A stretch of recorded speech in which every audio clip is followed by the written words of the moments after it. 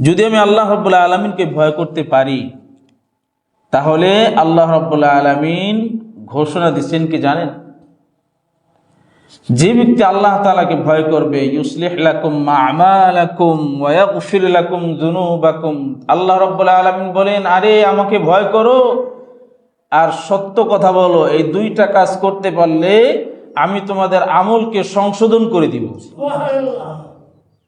কি করব? আমরা যে আমল করি বুকে হাত দিয়ে বলতে পারবো আমার আমল 100% ঠিক আছে? কি বলতে পারবে? এই জন্য আল্লাহ তাআলা বলছেন যে তোমরা তো পারবা না জানি, কিন্তু দুইটা কাজ করো। দুইটা কাজ যদি করতে পারো আমি তোমাদের আমলকে সংশোধন করব।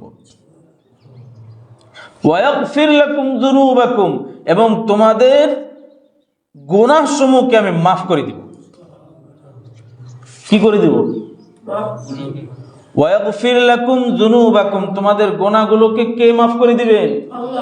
আল্লাহ তাআলা মাফ করে দিবেন। তো আল্লাহ তাআলা এই ঘোষণা দিলেন যে দুইটা কাজ করো, আমিও তোমাদের দুইটা কাজ করে দিব। দুইটা কাজ কি? এক নম্বরে আল্লাহকে ভয় করো অন্তরের মধ্য থেকে, আল্লাহকে ভয় করো। দ্বিতীয়, যে কথা বলবে, যে কাজ করবে সঠিক করবে, সঠিক বলবে, সঠিক করবে, সঠিক বলবে। যদি এই দুইটা কাজ করতে পারো, আল্লাহ তাআলা বলেন ইউসলিহ লাকুম আমালাকুম ওয়া ইয়াগফির লাকুম যুনুবাকুম, তোমাদের আমলকে সংশোধন করে দিব আর তোমাদের গুনাহকে মাফ করে দেব। এখন এই দুইটা কাজ যদি করে তাহলে জান্নাতের ঠিকানা আমাদের পাওয়া সহজ। কিভাবে? আল্লাহ তাআলা ঈমানদারকে ডাক দিয়ে ঘোষণা দেন যে এই জান্নাতি কারা জানো?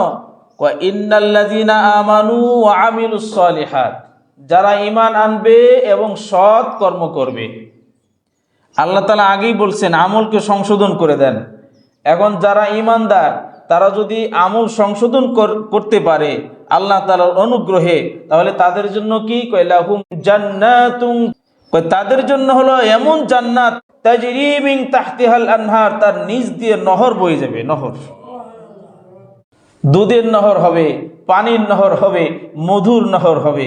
এমন নহর বয়ে যাবে যে পানি খাবে সারা জীবন জান্নাতে থেকে।